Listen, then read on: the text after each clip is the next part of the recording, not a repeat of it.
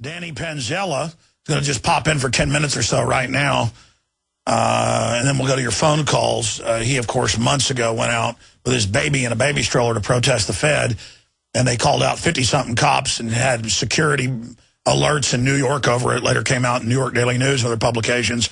That's how we discovered the system surveilling in the Fedders. Now the Federal Reserve says they're making a list of people that support them or don't. Ooh, scary. We're making a list of you, too. You foreign usurpers, you globalist offshore banks.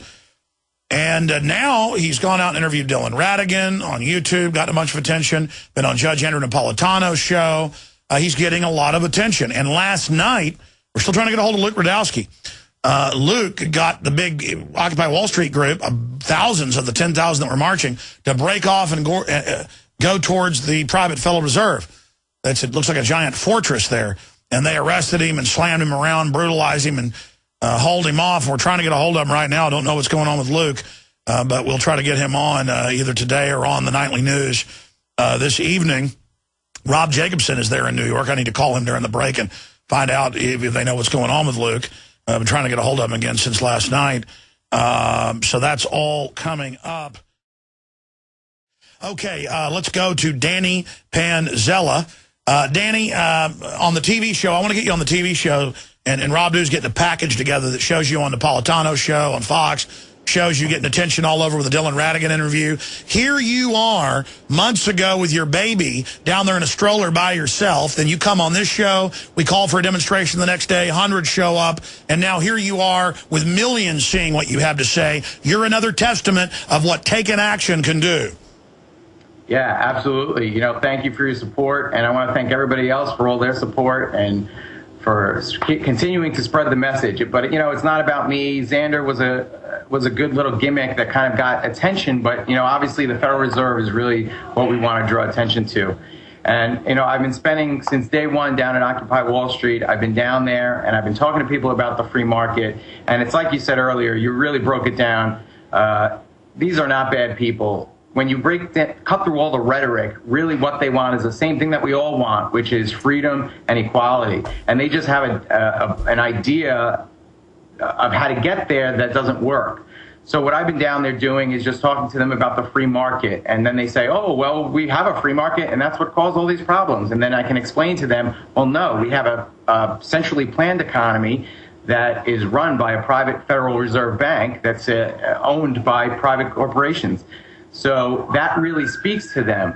And I can see the light bulbs going off in a lot of people's eyes. And it's very disheartening to see Mike Moore and now the unions and these people coming in and trying to co-opt what it was really a grassroots movement. And what, in large part, they've been able to do with the Tea Party is kind of get them behind the establishment agenda, put them in the left or the right box, and basically inoculate those two movements. So what I've been down there trying to do is say, look, the Tea Party and Occupy Wall Street have the same goals. We need to work together. We can do this together and the private Federal Reserve, and then you'll get your voice back. Well, beautifully said. What I try to say in 10 hours, you say in about 2 minutes. You're absolutely right. I mean, I called this over a week ago, and I really came out Sunday and said, look, this is being taken over. And the left then, the controlled professional left, tried to spin it that I was saying all the Wall Street people were bad. That's like when I say Building 7 was clearly blown up. They say, oh, you're saying the cops did it. No, I'm not saying the cops did it, but the cops are on video saying get back, they're about to bring it down. They were told get people back. It's compartmentalization. It's the same thing here. When Obama and Move On and Soros admit they're trying to co-opt it, I've got to come out and say don't be co-opted. That's like 3 years ago when the Republicans tried to take over the Tea Party. I said don't let them take it over. This is a Ron Paul True Liberty movement. And I got the comments, oh, you just hate the Tea Party, commie. No, I'm trying to show how the establishment, the left and right head of this monster, this ogre, is trying to take over our movement. What do you think of my idea? Obviously, you're going to love it because you were already doing it months ago, to go and protest the Fed itself and identify the crony capitalist. Yeah, absolutely. I mean, we've actually been trying to do that. We started OccupyTheFed.net a few weeks ago, and we've been trying to gain steam. And I'm so happy that you've jumped on board with this as well. And now we've joined up with Stuart Rhodes and some of the other people in the movement to kind of consolidate all our efforts to organize so we can get people in front of every single Fed. And you have been obviously invaluable in this fight. You woke most of us up. So, we just want to really get as many people as possible to show up, and we're taking a two-pronged approach. Now, see, hold on. I didn't even know that you'd set up an OccupyTheFed.net. That's common sense. When they start their group, you say, hey, the Federal Reserve's the real threat. I have this epiphany Sunday. We've got to go after the Fed instead of just saying capitalism. That is just beautiful. Yeah, it's just the synchronicity, and it's really what we were trying to do was kind of glean off the momentum that the Occupy Wall Street movement has and just kind of funnel that back into the right direction towards the Fed rather than the straw man of capitalism, because we really don't even have true free market capitalism. No, you got 6 big mega banks that own the Fortune 100 and then some, who are organizing the economy and everything into themselves and shutting down their competition and trying to get more people dependent on their fiat systems so they control them.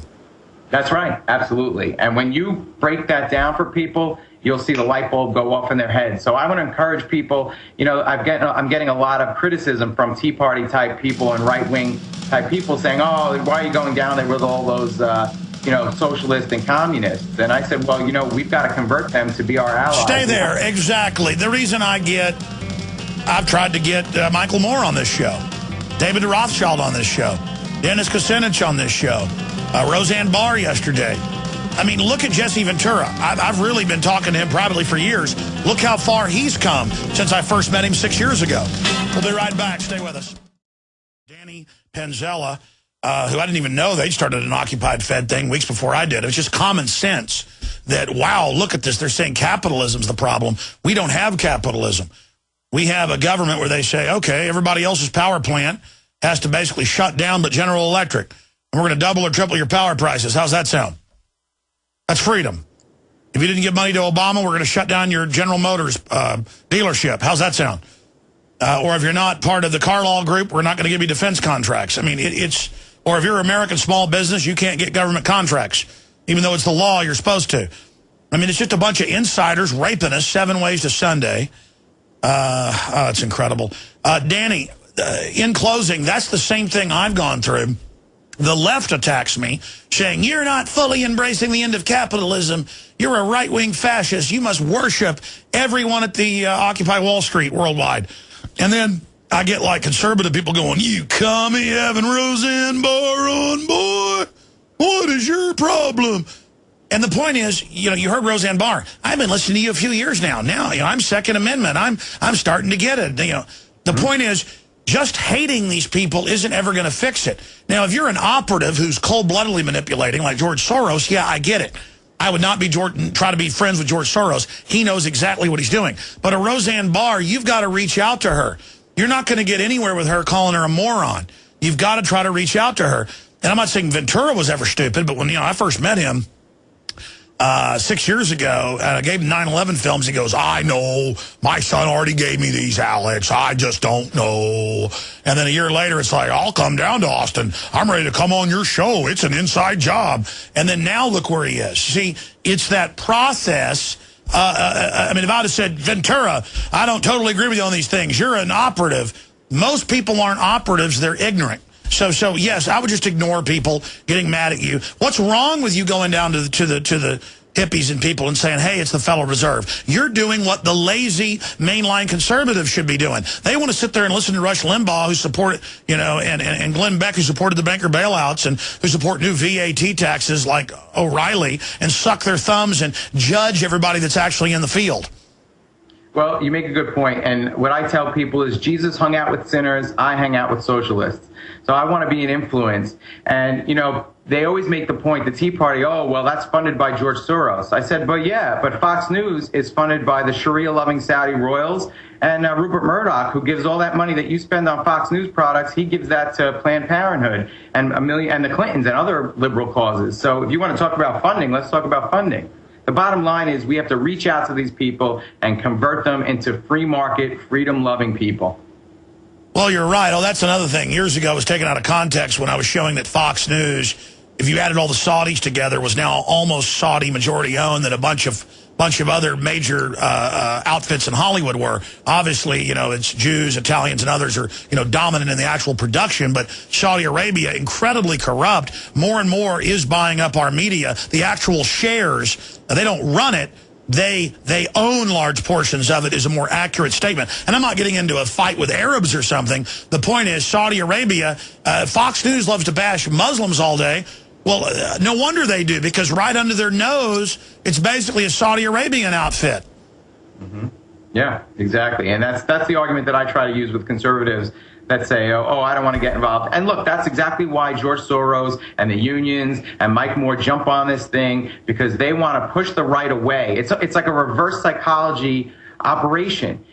Their job is to get the right to say, I'm not getting involved with that. That's you know, a Soros thing. And just like the left wouldn't get involved in the Tea Parties because the media said they're racist, they're white, they're evil. Automatically, if you're not white now, you can't be for freedom. That's right. That's right. And what ends up happening is we focus all our attention on the punching bags in Congress and the president.